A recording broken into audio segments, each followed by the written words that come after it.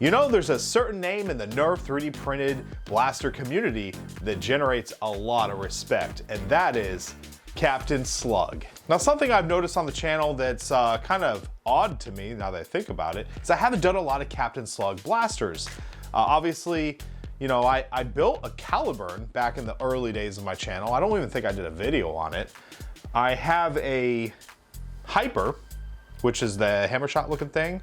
And of course, Silver Fox Industries has lent me a couple blasters from time to time, like, you know, Talon Claw, you know, that kind of stuff, but I've never really done a lot of Captain Slug blasters. And I feel pretty bad because he actually sent me a hardware kit for this Indra like months ago.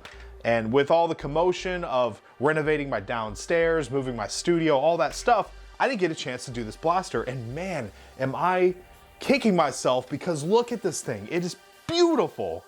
I had no idea the Indra, a bolt action 3D printed blaster, was so cool. Whew. So in today's video, we're gonna review this. We're gonna take a look at it, take it outside, shoot some cups, get some chronograph readings, and give our overall impressions of this blaster, the Captain Slug Indra. Let's get right into it.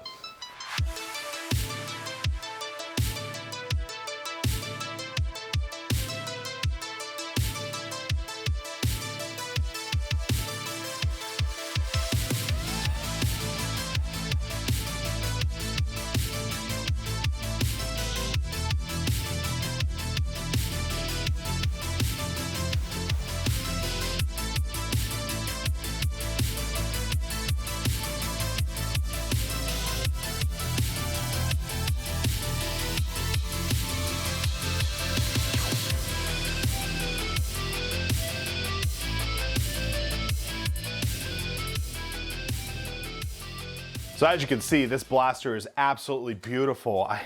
I love how the prints turned out. These prints right here were all done on my Prusa Minis behind me, and they did a great job. It just looks absolutely beautiful. You'll see this big scope right here. This is actually a 3D printed worker scope, which I got from a different kit. And this up here is just your typical standard bipod, some cheap bipod looking thing. But yeah, it really pulls it all together. This blaster utilizes what's called, I believe, a U-channel bar, which essentially adds a lot of rigidity to this blaster. It is not going anywhere. I really like how sturdy it feels. I've also went ahead and printed the railgasm section up here, which really fills in this blaster. I'll go ahead and post an image of what the normal barrel looks like. I think this looks way better. On the end of this, we just have our standard barrel. I really want to get a scar on this thing and an actual like decent barrel, like Kuriaka or something. Overall, this is a very simple build to do. Captain Slug actually has really good detailed instructions, so if you follow those, you will be just fine. I had a little bit of issue with some of the inserts because I believe they used to be aluminum round standoffs or pieces, but now they're like hexagon. I ended up taking a soldering iron. I don't know if this is recommended because aluminum and heat don't work too well, but I was able to kind of sink them in like brass inserts. So that's what I did. I think in the instruction, he calls for just kind of bore it out with a drill, but the brass insert method or the heat insert method worked, but maybe don't do that because you probably don't want to heat up your aluminum posts. But other than that, I mean, everything else is pretty much a dream to put together. I really like the overall design of this thing. This spring in here is the lowest spring. I'll go ahead and post some of the chronograph readings.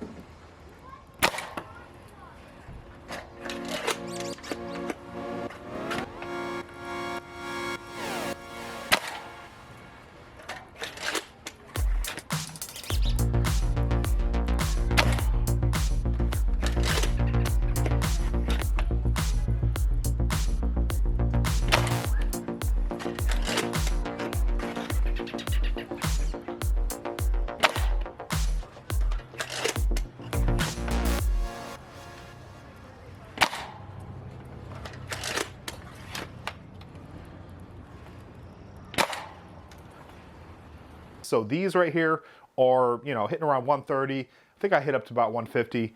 That is the weakest spring. And to be honest, I actually kind of prefer it because this prime, do that all day long. It's, you know, I'm not going to get tennis elbow. I'm not going to, you know, sit here and struggle.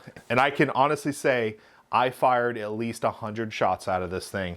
and my arm was fine. Highly recommend utilizing a lower spring. If you want to do like maybe a 150 game, I think this would be a very good option. Also took this outside and shot some cups, and we were shooting at 30 feet, so I wanted to make sure I could hit all these cups, and for the most part did pretty well, but I could definitely see this thing being much better with a scar.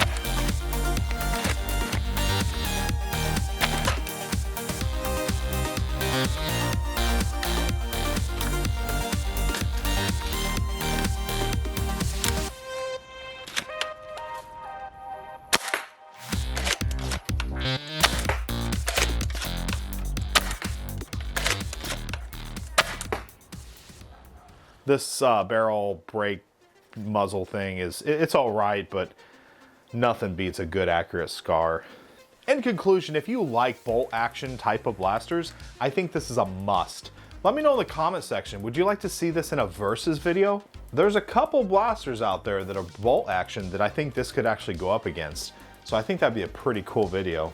I also want to thank Captain Slug for sending me this hardware kit. I'm sorry it took so long to get this thing printed and put together. I just hope I didn't jeopardize any future videos or future kind of blasters to work with Captain Slug if he wants to send me other hardware kits. So in the end, I'll leave a link in the description to Captain Slug's Etsy. And if you'd like to grab a hardware kit, I think he also sells printed parts with hardware kits. And I think there are some other creators out there, other people that actually will do full-on builds of these. So I'll go ahead and leave that in the description. And overall, I highly recommend it. Well, I'm DrFlux, and I want to thank you for watching today's review of the Captain Slug Indra. Let me know in the comment section if you think this blaster looks good. Is this something you would like to basically print, build, buy? I'm just kind of speechless. I just feel so ridiculous that I didn't build this thing sooner, because yeah, it's truly amazing. As always, be safe and happy foam flinging.